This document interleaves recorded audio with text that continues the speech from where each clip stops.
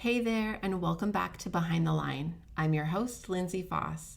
If you're new to Behind the Line, what you should know about me is that I'm a clinical counselor specializing in trauma therapy. And after over a decade working with first responders and frontline workers around issues like burnout, compassion fatigue, PTSD, and related OSIs, I've become a passionate wellness advocate and educator for those who sacrifice so much for our communities out on the front lines.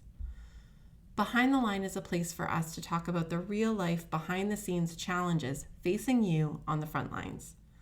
I created this podcast with the hope of bringing easy access to skills for wellness, allowing you to find greater sustainability both on the job and off. You guys, we have made it to the end of 2021. I feel like we have all earned a solid pat on the back for surviving this year.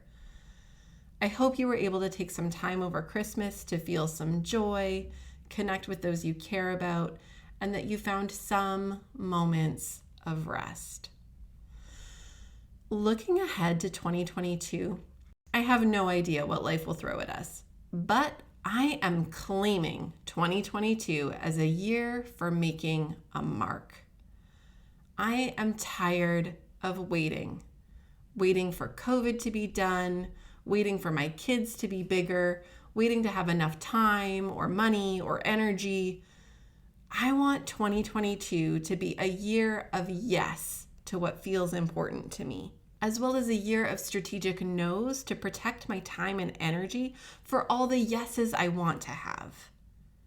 I'm willing to bet money that I'm not the only one feeling overweighting and ready to take a stand and reclaim this life as my own. Are you feeling me? When I think of what I would love to say yes to, they aren't wild and crazy things. I mean, I wouldn't say no to being handed like $1 million and the ability to move into a nicer house or something like that, but that's not what I mean. I want to say yes to my kids more when they ask me to play. And I want that yes to be a wholehearted and authentic yes. I want to be the one who suggests going for a bike ride or staying late at school to play at the park. I want to adventure. In big ways, I would really love to travel again and be off in the world somewhere new, but also in small ways, just taking in what's around us more and making more time and space to really experience where we are and what we have at our fingertips. I want to experiment. I want to try new things. I want to be open to failing and making mistakes. I want to risk. I want to return to old things I used to love, and I want to explore things I've never tried. I want to be open and moldable, willing and curious. When I think about what I need to be able to do all of this, I come back to grounding. Being present in the moment and connected are vital aspects of being able to say yes. Feeling anchored to who we are and what we want in the here and now allows us to know what is in alignment to say yes and what we need to guard ourselves from with firm no's. Caring for our own selves and our hearts helps attune us to our own interests, needs, and worth. And from this place, we can know where our yeses live and where our no's need to step in. These last couple of weeks, we've talked about physical grounding to help anchor our bodies to the present. We've also talked about mental grounding to help our brains turn on the prefrontal cortex and offer counterbalancing support to the stress center in an effort to approach times of stress with our whole brains working to solve problems rather than just our survival mode working on overdrive. Today, we're going to talk about emotional grounding, another term for which is self-soothing. And when we use these three forms of grounding together, physical, mental, and emotional, consistently and intentionally, we gift ourselves with an increased capacity to notice and honor our needs, as well as the needs of others. And we allow ourselves the opportunity to make strategic choices about how we respond in situations rather than feeling knee-jerk reactive to them. It's from this place that we can give authentic and energetic yeses to the things we care about and clear no's to what we need to safeguard. Let me give an example. If you remember last week, we talked about the brain being like a muscle, and that when we work out the stress center of the brain, we strengthen that part of the brain to be dominant in reacting to things. Meanwhile, if we practice grounding skills and activate and strengthen the prefrontal cortex, we build in a counterbalancing resource for the stress center that helps to assess, problem solve, and respond more effectively. So, let's imagine for a moment that my kids are asking me to go take them to the park.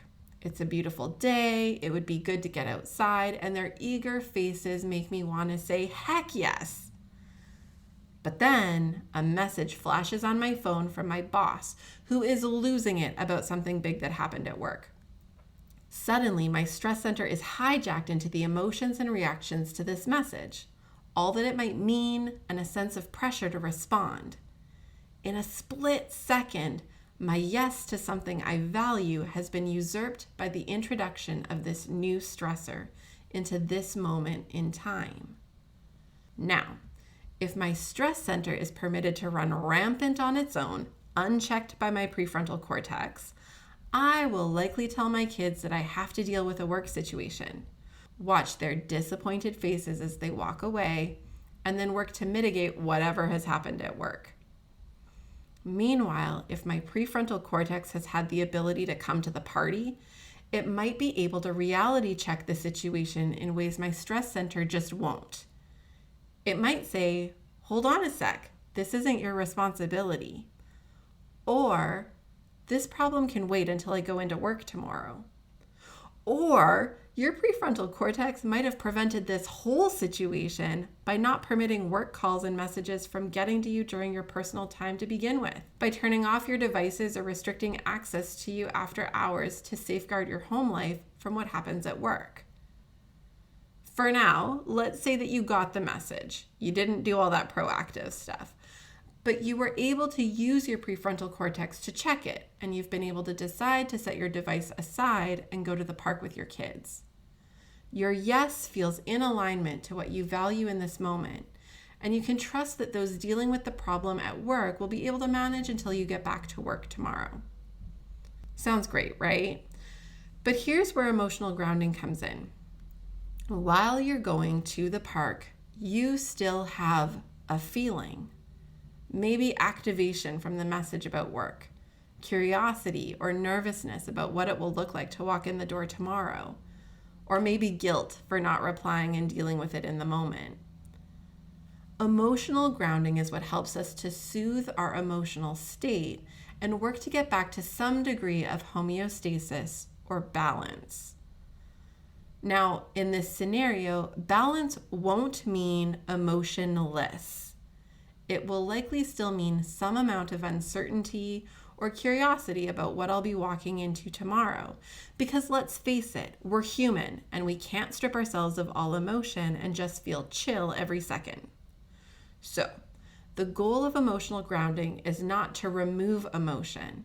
It's to support our emotions to keep them within a range that seems okay given the conditions we're facing, and that allows us to be in the present moment feeling appropriately about the thing we're doing without undue influence from the past or the future. Let me say that one more time. The goal of emotional grounding is not to remove emotion.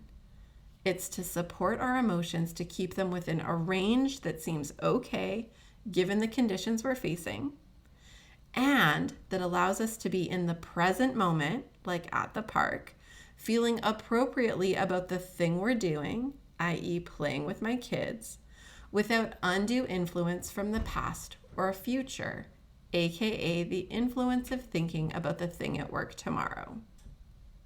In the going to the park scenario, this would maybe mean doing some emotional grounding techniques on the walk to the park, so that while I'm at the park, I feel open to really soaking in the joy and laughter of my kids playing, that I'm able to be free to be silly and play along with them. that I don't feel overly distracted by these other pieces playing in my head to the point that I miss out on these moments unfolding in front of me. Emotional grounding helps us to feel connected to the emotional experience of the moment rather than feeling like a bystander to our lives as they play out like a movie in front of our eyes. If you have kids or you've been around kids a lot, you might find this an easier way to think about emotional grounding. If you aren't someone who spends a lot of time around kids, that's okay. It's not a prerequisite, just a helpful framework. When we spend time with kids, we spend a lot of time helping them to regulate their emotions. They don't have this capacity on their own yet, so they need trusted adults to help them guide through big feelings and trying to come back to some level of balance so that they can keep going about their business of being kids. I cannot actually tell you how many times I've had to support my 4-year-old daughter through hour-long meltdowns about her socks. But once we're through it, she's able to hop right back into the next thing she's doing without a care in the world. It's like magic. We have this framework for how we help kids soothe when they're sad or scared or upset. It's often very gentle and involves a lot of coaching and coaxing to gradually come down from our big feeling place. We know that it's our role, so we take the time and we offer all kinds of support to caretake this need. This is the same framework we need to bring to our own interactions with emotional grounding. I often tell my clients that adults are just children in tall bodies. While our brains have matured just a little bit more than the brains of our kids, we still share much of the needs, wants, hopes, and wishes of our child selves. We gained reason and logic, but we didn't outgrow the need for support, care, nurturing, and soothing. That's not how brains work. Somewhere along the way, though, we decided that needing care and soothing was a baby thing or weak, and we made it a cultural no-no to model what it looks like to do adulthood self-soothing. So we developed new habits to manage this gap. Drinking, drug use, self-harm, binge eating, binge watching TV, endless social media scrolling. These are all of our version of semi-socially acceptable self-soothing in adulthood. Notice how many of these things are not particularly healthy? Okay, so let's talk about healthful emotional grounding, aka self-soothing, what this looks like and how we implement this in adulthood. Number 1, find faces you can trust. You know how we can tend to scroll social media or binge watch TV? Research has shown that part of the draw of these forms of media is the sense of connection we feel to the faces we're seeing. It's a low commitment version of human connection, except that it doesn't actually fulfill many of the needs we have because our brain recognizes that they aren't real. They aren't our people. So try instead imagining the face or voice of someone you know and trust and care about. Or look at photos of someone you care about and imagine what comforting thing they might say to you in this moment. Number 2, practice kind self-talk. When you're watching a kid try something and they mess it up, would you say, "Oh my God, you're such a screw up. You're terrible at everything"? I sure hope not. When we're talking to kids, we tend to have this ability to hold a lot of grace and be gentle and kind, compassionate and coaching. But with ourselves, if we don't meet our own standards, we rake ourselves over the coals for it. Like I said earlier, adults are just kids in tall bodies. Your brain hasn't stopped needing that kindness and grace just because you got bigger. We need to work at speaking to ourselves the way a good parent or teacher would speak to a child. Things like, "You're working really hard at this. It's okay that you're not perfect at it."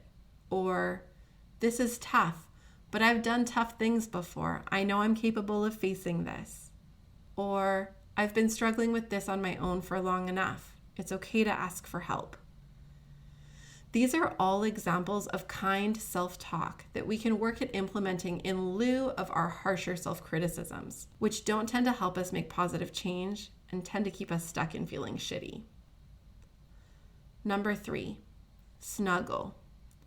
A pet, a kid, a partner, a pillow, a stuffed animal. I don't care what it is. Find something and cuddle. We are wired from birth for cuddling. Cuddling is what helped us regulate as infants to feel safe and cared for by our caregivers, and we never lose that innate longing for close connection and emotional reassurance. Research has shown that our cuddle hormones help to regulate stress, relax our bodies, and regulate our systems. Number 4, play. Sometimes when we're feeling big feelings that are hard, we can work to regulate them by doing the opposite. When my mood is sinking, going to the park and swinging or playing tag can be an instant mood shifter. You can do this with a pet, kids, a partner, friends. Go be playful or silly or spontaneous. Do something you used to enjoy or try something new. Be a goof. Look silly. Be ridiculous. Give the child inside your tall body a chance to run wild for a beat and notice how it feels different. Number 5, focus on favorites. Some people like to list things that they're grateful for. Others list their favorite things: food, music, movies, places, books, etc. Whatever it is for you, catalog the good, the likes, the meaningful things in your life. Doing this helps us remember to see the forest for the trees and helps us step back from the immediacy and intensity of what we might be struggling with to see that our lives are bigger and have lots of good in them too. Number 6, find a safe place. Whether it's a real place you've been or an imaginary place you wish existed, choose a place that you can visualize and go to. Try to imagine yourself there with all your senses. What would you see in this place? Trees? Ocean? Stream? What would you feel in this place? A breeze? Cool water? Warm sunshine? What would you smell in this place? Fresh cut grass? Salt water? Sweet flower scents?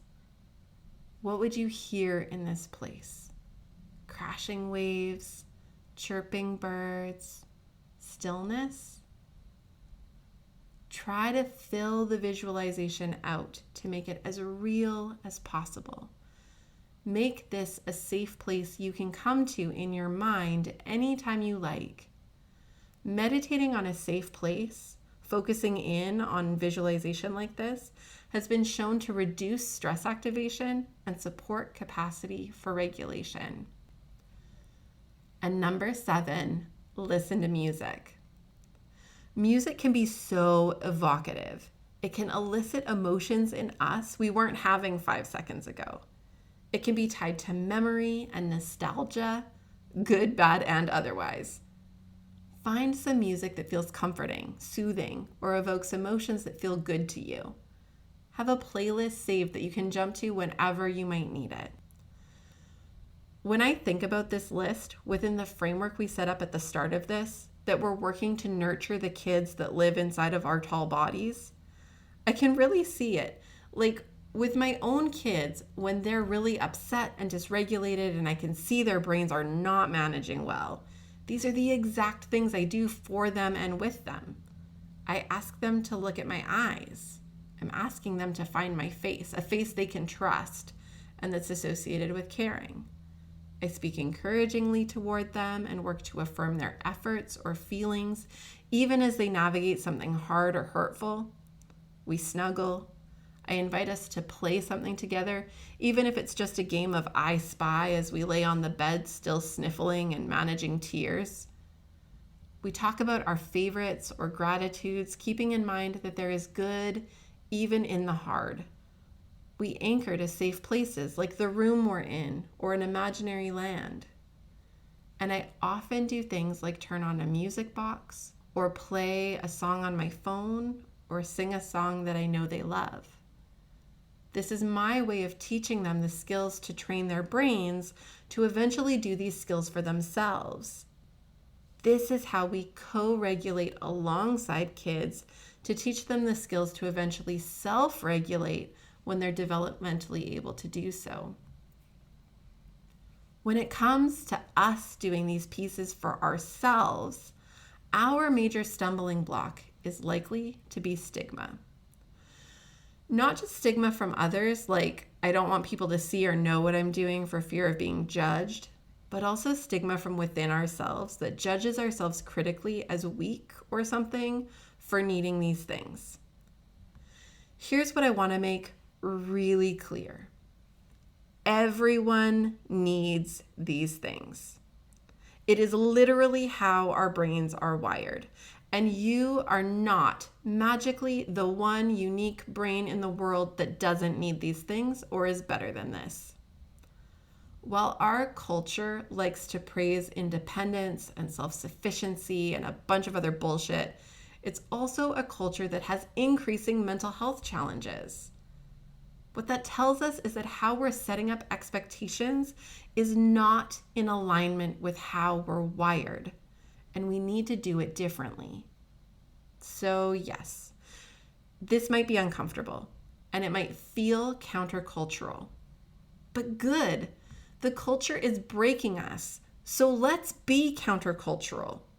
Let's declare a new direction for our culture and value supporting ourselves so that we can sustainably support and value others without breaking ourselves for it.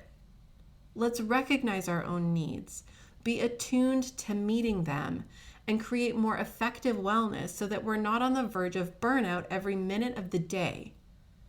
Let's make new expectations and take ourselves off the hook for having to be everything to everybody all of the time.